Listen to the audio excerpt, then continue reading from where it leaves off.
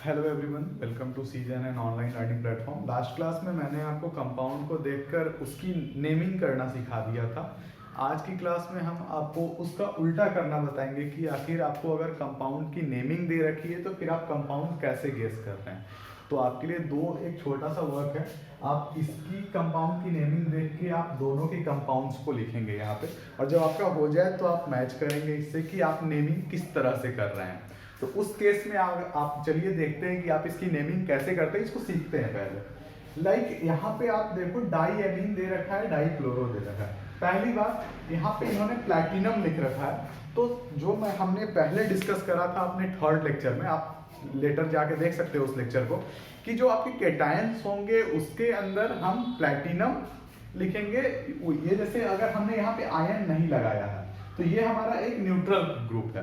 लेकिन अगर वही आयन लग जाएगा या फिर अगर हमने प्लैटिनेट वगैरह करा तो 8 तो हम एनायंस के केस में लगाते हैं, और अगर हमने आयन लगाया और फिर भी न्यूट्रल रहा तो वो फिर केटायन का केस होता है। यहाँ पे ये हमारे लिए न्यूट्रल है तो ये इसकी नेमिंग करना आसान है। अगर आप इसकी नेमिंग करें तो ये हमारा न्यूट्रल कंपाउंड है, 2 क्लोरो है आपके पास, 2 एमीन से प्लैटिनम 2 ऑक्सीडेशन स्टेट में है। आप सबसे पहले लिखें प्लैटिनम, उसके बाद आपको एमीन और क्लोरो दोनों की अगर आपको फिर अल्फाबेटिकली ऑर्डर देखना होगा तो हमारे पास Cl पहले आता है, Cl, देन आपके पास एमीन्स की NH3। Cl हमारे पास 2 है, NH3 भी हमारे पास 2 है। तो ये आप उसकी नेमिंग कर दें, ये आपका कंपाउंड आपने लिख दिया। सिमिलरली अगर आप इस वाले को लिखना चाहें तो इस वाले में आप एक चीज देखिए, यहाँ पे हमने आयन लिख रखा है। आयन का मतलब ये एक केटायन है, इस पे एक कुछ चार्ज होगा। तो उस केस के अंदर आप देखें नाइट्रिटो O या O नाइट्रिटो जो भी रहे वो आपको पता है कि आखिर उसकी नेमिंग में हम कैसे यूज करते हैं। एमीन्स हमारे पास 5 है, पेंटा एमीन्स हैं, तो आप इसकी नेमिंग करें स्टार्ट CO से लिखें। तो आप सबसे पहले CO लिखेंगे, पेंटा एमीन और नाइट्रिटो O में कौन पहले आएगा, तो N और O में पहले कौन आ रहा है, N आ रहा है, तो आप लिखेंगे NH3 अल्फाबेटिकली इसका बहुत कैरेक्टर होता है कोऑर्डिनेशन कंपाउंड के अंदर, वो स्पेलिंग्स और उसके ऊपर काफी ज्यादा वो डिपेंड हो जाता है करने के लिए। अब जब आपने ये देखा ये हमारे पास कोबाल्ट +3 स्टेट में है, तो जब ये +3 स्टेट में है और हमारे पास जो चीजें हैं ये हमारे पास -1 में होता है, तो ओवरऑल चार्ज यहाँ पे जो आएगा वो +2 चार्ज आएगा। तो ये हमारे पास हो गया इसकी नेमिंग। तो आपने दोनों चीजें सीख ली कि कैसे कंपाउंड से नेम करना है और कैसे नेम से कंपाउंड में हमें जाना है।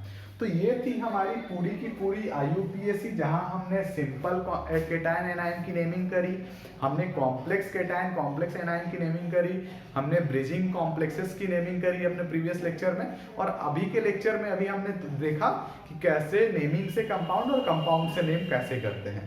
तो अब जो हमारे पास नेक्स्ट आता है, तो जो नेक्स्ट हमारे पास इस सिलेबस के अंदर आपके बचता है वो है बॉन्डिंग इन कोऑर्डिनेशन कंपाउंड। तो बॉन्डिंग इन कोऑर्डिनेशन कंपाउंड को अगर हम देखें तो बॉन्डिंग इन कोऑर्डिनेशन कंपाउंड के बेसिकली मुख्यतः 3 पार्ट होते हैं। और तो जब ये 3 थ्योरीज, ये कौन कौन सी थ्योरीज है तो आप नोट भी करते रहेंगे। सबसे पहली थ्योरी और सबसे most important theory Werner's theory,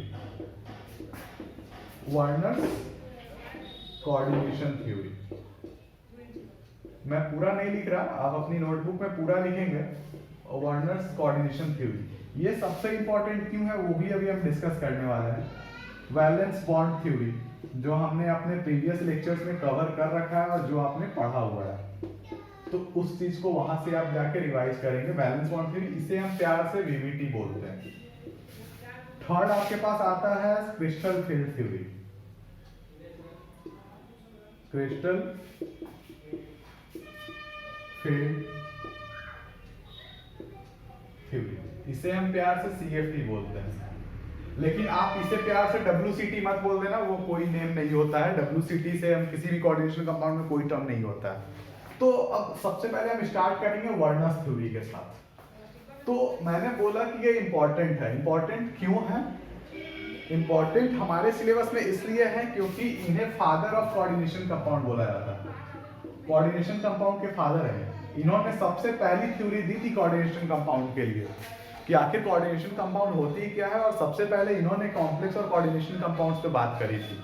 तो आखिर इन्होंने ऐसी कौन सी थ्योरी दे दी कि जो इतना ज़्यादा इंपॉर्टेंट हुआ और वहाँ से हमारे पास कोऑर्डिनेशन कंपाउंड आया। तो इनकी जो थ्योरी थी बहुत ही सिंपल थी। लाइक ये बोल रहे थे कि जब कोई भी कॉम्प्लेक्स कोऑर्डिनेशन कॉम्प्लेक्स करता है या फिर कोऑर्डिनेशन कॉम्प्लेक्स फॉर्म करता है तो उसकी दो वैलेंसीज होती हैं और वो दो वैलेंसी सोर्स करता है। लाइक इनके मुताबिक एक हमारे पास होता है प्राइमरी वैलेंसी और एक हमारे पास होता है सेकेंडरी वैलेंसी। एक हमारे पास प्राइमरी वैलेंसी और एक हमारे पास सेकेंडरी वैलेंसी। तो इनके अकॉर्डिंग तो ये होता है। तो ये था इनके अकॉर्डिंग कि जब भी कोई कॉम्प्लेक्स कोई भी कोऑर्डिनेशन फॉर्म करेगा तो वो दो वैलेंसी शो करेगा, जो भी हमारे पास जो उसका सेंट्रल मेटल आइटम होगा। तो बेसिकली अब इन दोनों टर्म्स को समझते हैं कि आखिर ये प्राइमरी वैलेंसी क्या होता है और ये सेकेंडरी वैलेंसी क्या होता है। तो पहले आप इनकी डेफिनेशंस नोट कर लें, उसके बाद हम उसको देखेंगे कि आखिर ये समझते हैं कि उस टर्म में होता क्या है। तो आप नोट करेंगे, सबसे पहले थ्योरी को नोट कर लें। generally in a complex or coordination compound, the central metal atom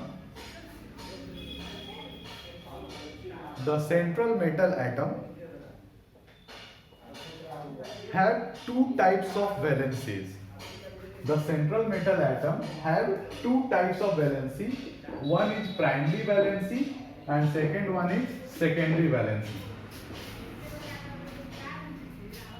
Then उसके अंदर हमारे पास जो एक चीज आती है, अब हम प्राइमरी वैलेंसीज की डेफिनेशन नोट कर लेते हैं। बुक के लैंग्वेज में आप इसे क्या बताओगे? तो primary valency that denotes or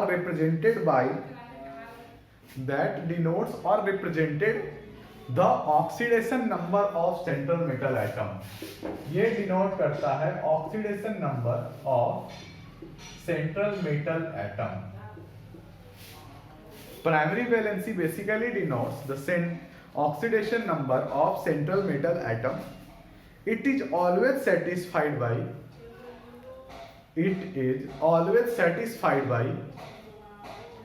negative ligands. It is always satisfied by negative ligands, and it is represented by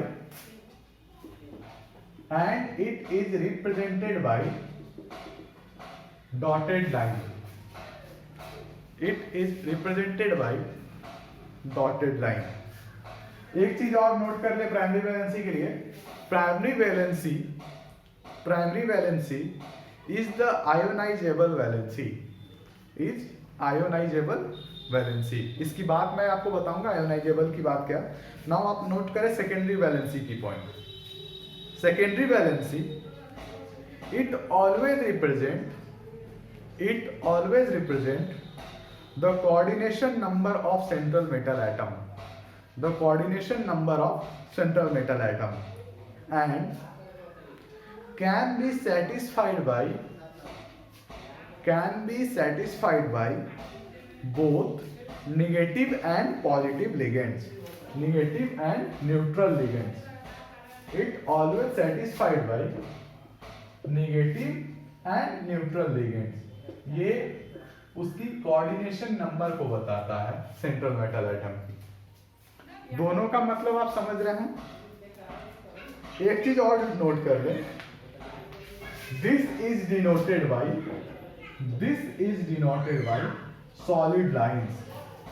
solid lines and secondary valency is the non ionisable valency.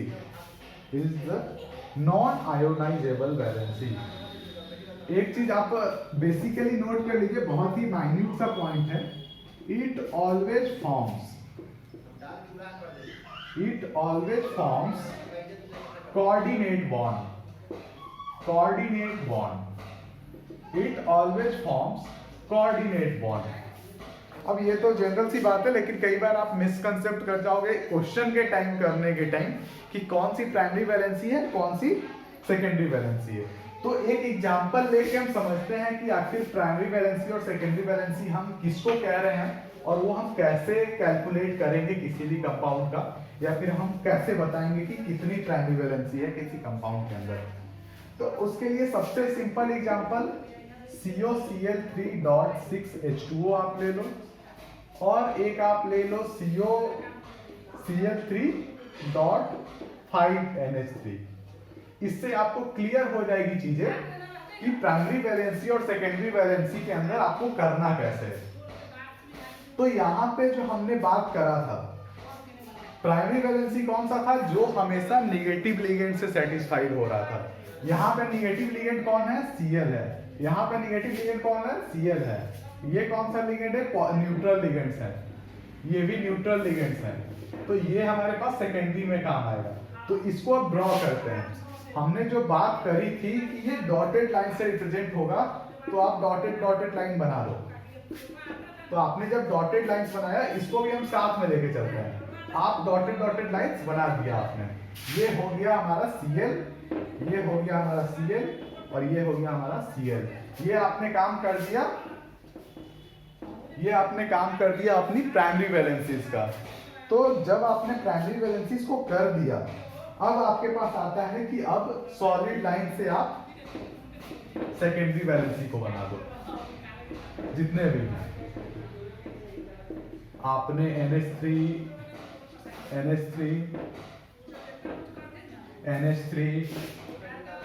NH3 और आपने अब secondary valencies को भी denote कर दिया। तो इस वाले के अंदर आपने 3 थे, ये हमारे 6 थे, आपने पूरा का पूरा डिनोट कर दिया। तो स्टार्टिंग के अंदर तो वर्नर्स ने ये थ्योरी दी कि इसके साथ प्राइमरी वैलेंसी भी होगा, सेकेंडरी वैलेंसी भी होगा। उसने और क्या कहा इसमें, अब यहाँ पे जब आप कंक्लूड करेंगे तो आप इसकी प्राइमरी वैलेंसी नोट करेंगे 3 एंड सेकेंडरी वैलेंसी नोट करेंगे 6, जो हमारे पास दिख रहा है यहाँ पे कि हमने कैसे करा। अब सिमिलरली जब आप बात करेंगे इसके लिए, तो यहां तो आपने Cl दे दिया, तो अब हमारे पास तो NH3 5 है, लेकिन हमें ये 6 तो चाहिए, क्योंकि जब आप इसकी शेप को डिफाइन करोगे तो ये इसकी शेप के लिए वो हमारे पास बनना चाहिए।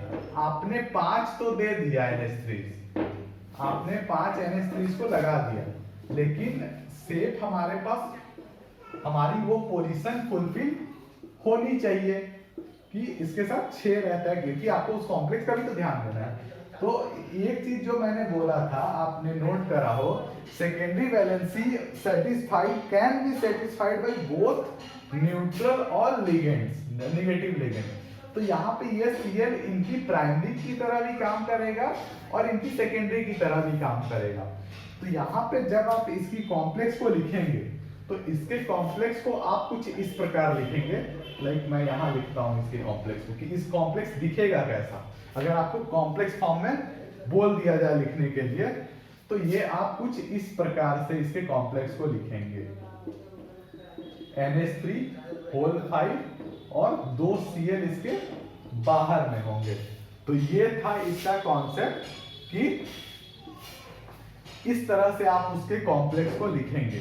अच्छा, जब आप इसको कंक्लूड कर रहे होंगे कि हमारे पास कितनी प्राइमरी वैलेंसी है, तो प्राइमरी वैलेंसी तो आप 3 लिखेंगे, लेकिन सेकेंडरी वैलेंसी आप यहाँ पे 6 ही लिखेंगे, क्योंकि हमें ये सेटिस्फाई करवाया है। सेकेंडरी वैलेंसी आपको 5 नहीं लिखनी है, सेकेंडरी वैलेंसी फिर भी 6 ही आएगा यहाँ पे। तो ये थी कुछ हमारी बातें जो हमने वर्नर्स थ्योरी पे बेसिक करा आज के क्लास में।